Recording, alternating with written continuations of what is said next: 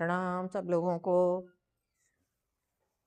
Election की बाहर आई हुई थी और इलेक्शन के रिजल्ट आ गए हैं, तो कहीं खुशी कहीं गम चल रहा है। और इसी में आपने देखा होगा, जैसे बारिश के सीजन होता है, एक अच्छा माहौल बना रहता है, सब होता है, सडनली एक जगह मशरूम, कहीं कहीं मशरूम उग जाते हैं। ऐसा ही कुछ हुआ तमिलनाडु में भी। ये देखिए, ये विजय विजय है, विजय रथ हैं, जो मेजॉरिटी ऑफ द सीट लेके आए थे, जिनको 2 साल पहले जो पार्टी बनी है, जिसको किसी ने नहीं सोचा होगा कि इसकी लैंडस्लाइड विक्ट्री इनको मिलेगी। और जो मेन जो पार्टी, रूलिंग पार्टी थी डीएमके की, जो स्टालिन है, वो बड़े दावा ठोक रहे थे कि मेरा ये द्रविड़ कल्चर है, मैं साउथ हूँ, मैं अलग कर लूँगा, देश बना लूँगा। तुम होते कौन हो यहाँ आने वाले? तुम पहले भी नहीं थे यहाँ, अभी आगे भी नहीं रहोगे, आज भी नहीं हो। तुम्हारी हिंदी को मैं उखाड़ के फेंक दूंगा, लागू नहीं होने दूंगा। सारे सारे इतने स्टेटमेंट आ रहे थे। उसी बीच में फ्री भी बट रही थी कि 3,000 रुपये में लेडीज को दूंगा, अनएम्प्लॉयड यूथ को पैसा दूंगा, ये दूंगा, क्लाइन लोगों को पैसा, क्लाइन कम्युनिटी होती है उसको दूंगा। सारे सारे पत्र चल रहे थे सारे लोगों के।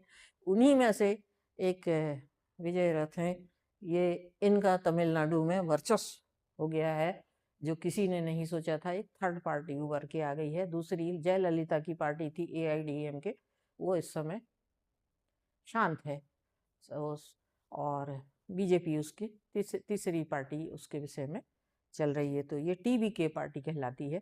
अब इसके ये कैसे आ गई है, ये हम आज बात करेंगे। कि सडनली आपने देखा होगा कि जैसे दिल्ली में सडनली आम आदमी पार्टी उभर आई थी।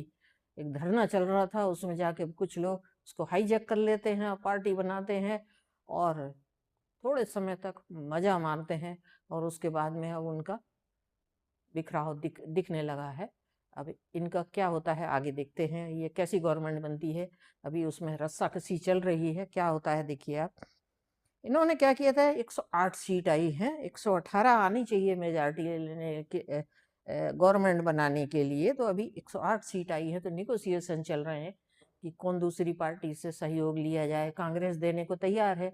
जो कांग्रेस DMK की सहयोगी थी, इसकी स्टालिन की सहयोगी थी, वो अब इधर जाने को तैयार है, क्योंकि इनकी तो बिन पेंदी का लोटा टाइप हो गए हैं राहुल गांधी। तो जिधर चाहते हैं उधर टपक जाते हैं, वो हाल है।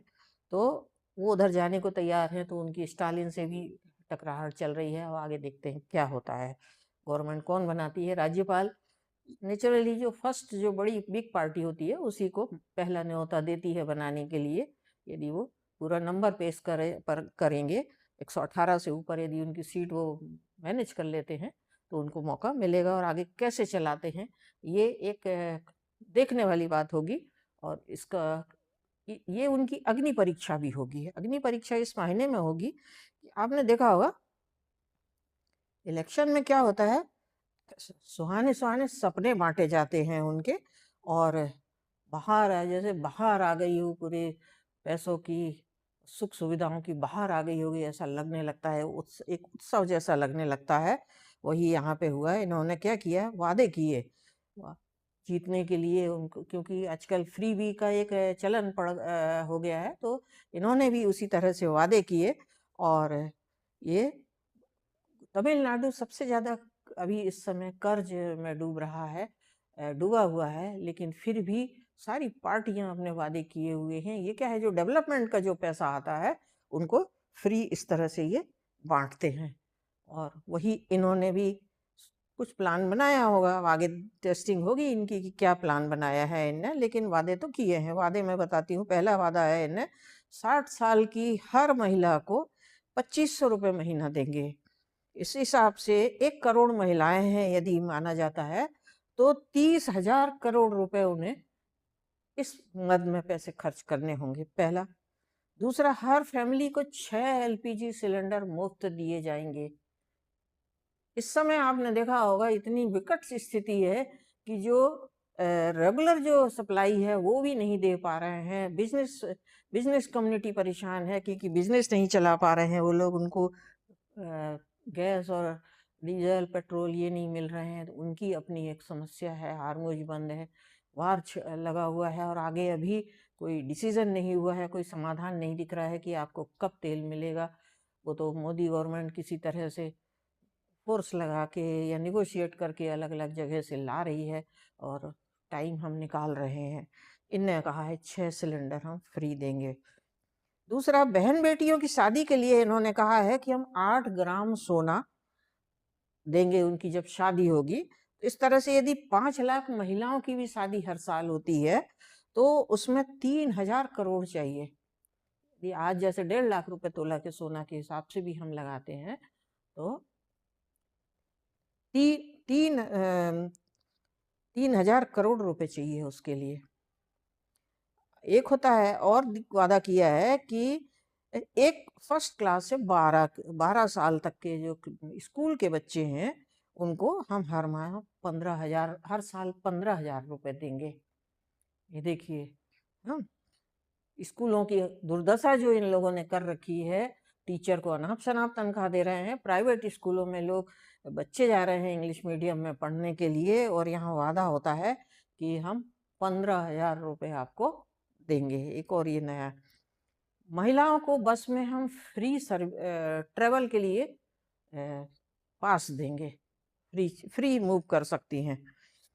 युवाओं को बेरोजगारी भत्ता के तहत 4,000 रुपए दिए जाएंगे। जो अनएम्प्लॉयड यूथ है उनको देखिए, क्योंकि इन्होंने पिछले 5 साल में किसी ने भी रोजगार की व्यवस्था नहीं की है, या आने वाली प्लानिंग होगी या फैमिली प्लानिंग के लिए किया होगा ताकि पॉपुलेशन हम कंट्रोल में रखें। लोगों को बाहर से जो माइग्रेंट आते हैं और इलीगल माइग्रेंट आते हैं उन पे कंट्रोल करें, जनसंख्या पे करें, प्लानिंग बनाए, एजुकेशन की व्यवस्था करें, स्कूल कॉलेज टेक्निकल एजुकेशन वो तो नहीं किया है। इनने वादा किया है कि 4,000 रुपए हर युवा को हम वो बेरोजगारी भत्ता देंगे कि तुम पैदा हो गए हो तो बेरोजगार बने रहो ऐसे ही। अब नेक्स्ट आता है 5 एकड़ तक की जिनकी जमीन है उनको क्या करेंगे, हम पूरा कर्ज माफ कर देंगे और इससे ऊपर की जो जमीन वाले हैं उनका आधा कर्ज माफ कर देंगे। ये एक घोषणा की गई है इनकी तरफ से। इस तरह से अब देखा होगा कि कुल मिला के अभी देखें कि अंगूठी देखिए, एक और नया है कि जो नया बच्चा पैदा होता है उसको हम अंगूठी देंगे, न्यू बॉर्न बेबी को, हर बच्चे को। तो इस तरह से तमिलनाडु में पॉपुलेशन के हिसाब से देखा जाए तो 7.80 बच्चे हर साल पैदा होते हैं। और उनमें से क्या होता है, जो खर्च करना पड़ेगा, अंगूठी यदि देते हैं 5,000 की भी सबसे छोटी अंगूठी दी जाती है यदि माना जाए हम, तो उसमें आप देखेंगे 235 करोड़ रुपए खर्च होते हैं। तो इस तरह का कुल ये बजट इनने जो पेश किया हुआ है, दान का पिटारा खोला हुआ है।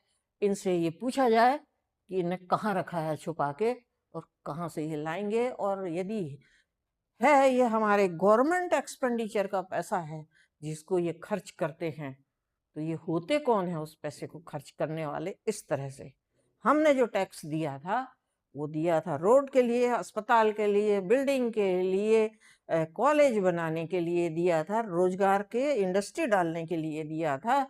हमने खैरात बांटने के लिए नहीं दिया था। इन नेताओं को किसने राइट दिया है, बार बार सुप्रीम कोर्ट वार्निंग दे रहा है, रेस्ट्रिक्ट करने की कोशिश करता है सारे स्टेट में, लेकिन रिपीटेड ये लोग यही, जब तक इनको ये जेल में नहीं बंद किया जाएगा, इनकी प्रॉपर्टी जब्त करके इनके घर से पूरा पैसा नहीं निकाला जाएगा, तब तक शायद ये लोग नहीं रुकेंगे। तो ये तमिलनाडु की सडन जो मशरूम उगने का जो मैंने बताया कि एक मशरूम कैसे उग गया है, बहुत सारे मशरूम है, मशरूम तो जगह जगह उगे हुए हैं, लेकिन एक ये बिग मशरूम उग गया है, उसके विषय में मैंने आपसे बात की है। और आपकी क्या ओपिनियन है इस विषय में आप जरूर सोचें। और पब्लिक का ओपिनियन इनके प्रति पॉजिटिव होना बहुत जरूरी है, देश के प्रति बहुत जरूरी है। और नियम कानून संविधान को थोड़ा थोड़ा पालन करना शुरू करें, ये मैं कहना चाहती हूँ।